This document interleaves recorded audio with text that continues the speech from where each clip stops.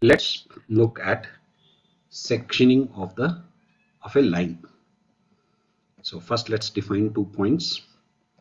Let's say A, B, C, P, Q, R. Okay, the first point is, let's say, A comma B comma C, and the second is P comma Q comma R. And let's change the position a little bit so that we can see them at different places. Okay,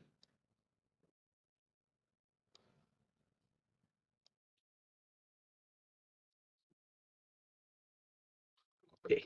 Now let's connect these 2 points. Uh, Segment A comma B. Okay. Now what we want to do is break up this AB into two parts based on some ratio. Let's say ratio we define using M and N. M is to N. So here it is 1 1. So which means it should be broken up evenly. So which means the point should be exactly in the middle. So let's use the formula to identify the location of the midpoint. So M multiplied by A plus N multiplied by P divided by M plus N. So that is 1. Now that is the X coordinate. Now let's look at the Y coordinate. M times B plus N times Q divided by M plus N.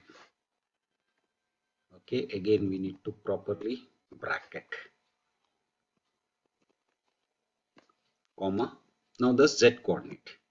M times C plus N times R divided by M plus N.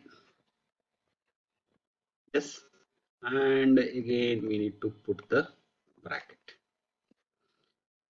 So if you notice, C, it has plotted and it is exactly in the middle. Why it is in the middle? Because the ratio M is to N is 1 is to 1. If I change this to 0, that means one part should not get anything, right? So C would be above B because M is 0. Now let's make this as something else and let's make this 0. So now it will exactly coincide with A. Okay. Now if we make both of them as 0, then what happens? Then the midpoint is undefined and basically there is no sectioning. Okay. Now let's make this as, say, 3 and let's make this as 1 approximately. So if you notice, this is 1 unit and this is 3 units. So 1 is to 3. If I make this as 3 and this as 5, so accordingly you can see that it is. Now it doesn't matter if I move B, right?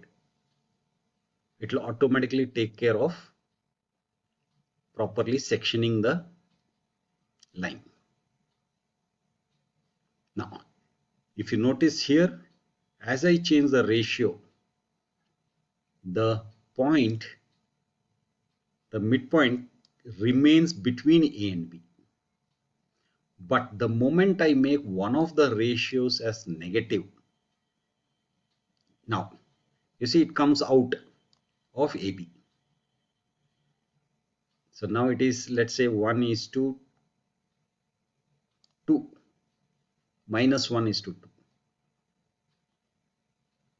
So the entire thing is 2 units and this is 1 unit.